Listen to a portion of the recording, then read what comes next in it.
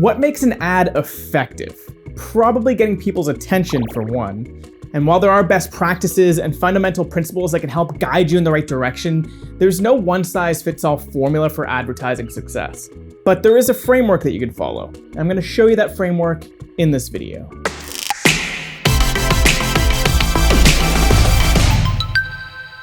So, what makes an ad effective? Well, an effective ad drives business results.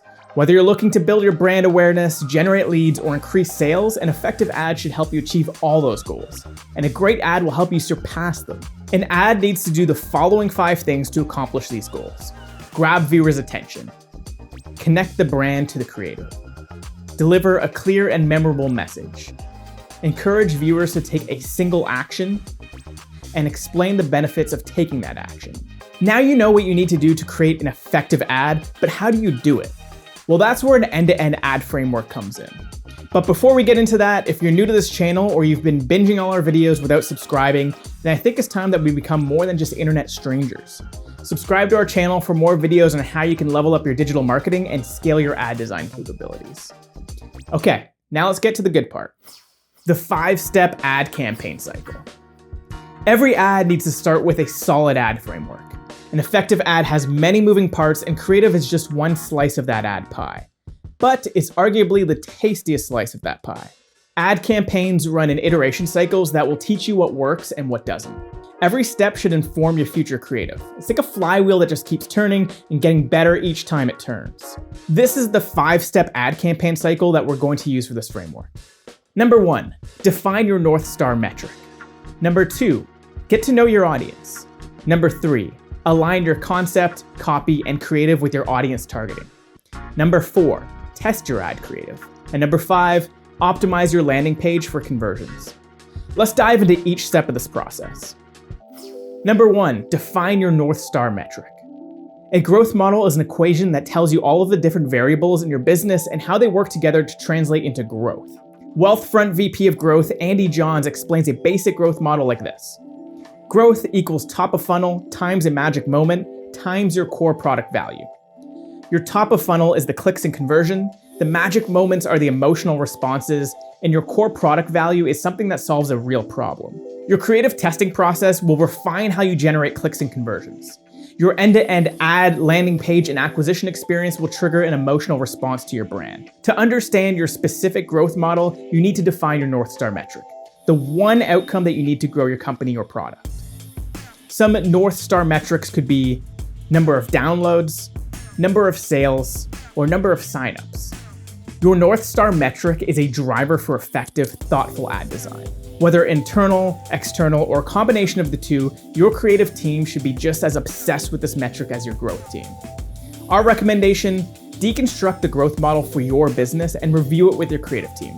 Pull past campaign examples and explain how ad design helps fuel your growth model. Number 2, know your audience in both words and data. Relying on data alone will only get you so far. Before you begin building audiences in your ad platform, do this first. Talk to your customers and potential customers.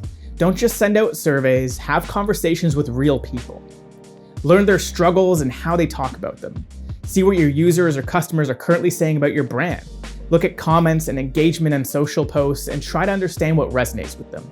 What you'll get from this is the right words to use for your ad copy and creative concept ideas. You can also send customer surveys. Make them short and thematic. Send one that asks about their interests and send another that asks about where they spend their time online. Be curious, but don't harass, or they'll throw your ass in the spam filter. You should also assess how much your audience knows about the problem you're trying to solve.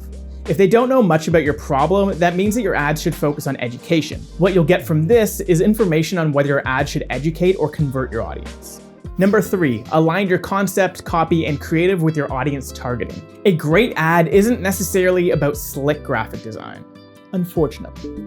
Depending on your goals, audience, and concept, a super polished ad might not even be the best approach. Your ad concept, copy, and design should focus on demonstrating your value propositions. Basically, the benefits that your customers receive when they use your product or service. Here's how to brainstorm ad concepts based on your value proposition.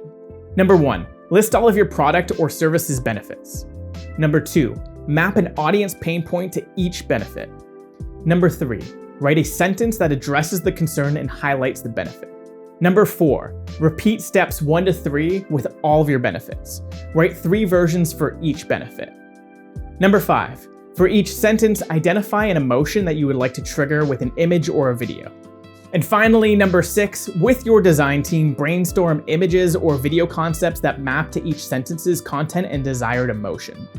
This will guarantee that you'll have an ad concept that will align with both an emotional response and communicate the benefits of your product or service to your target audience. Number 4, test your ad creative. Now that you have your creative concept developed, it's time to test it. Always develop several versions of your ad creative. You won't know what works until you actually test it. When testing ad creative, you're running experiments to determine the right combination of imagery, headlines, ad copy, calls to action, and placement. For clean results, start by testing just one variable at a time. Try testing several images against one another, but keeping the copy the same. When you have a clear winner, you can move on to the other variables like headlines, copy, CTA, and placements. But just remember, only test one variable at a time. Imagery is the most crucial component of an ad, so we recommend testing your visual elements first. For even faster results, run multivariate tests that test ad components in various combinations.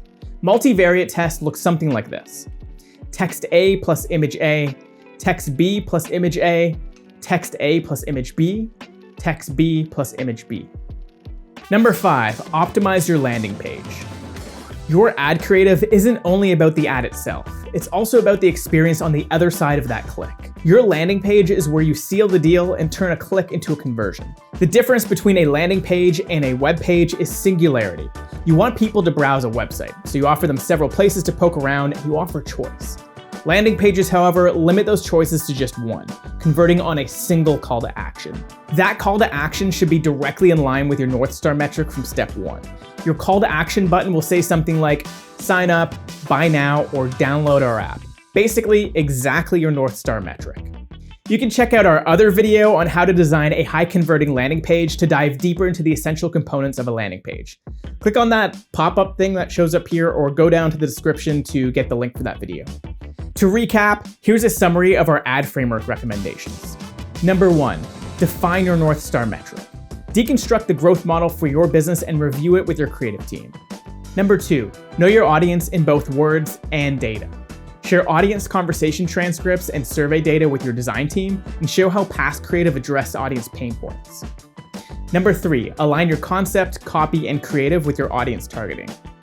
Align your ad concept and creative to your value proposition and desired emotional response. Number 4, test your ad creative. Remember to test just one variable at a time: imagery, headline, copy, call to action, and placements.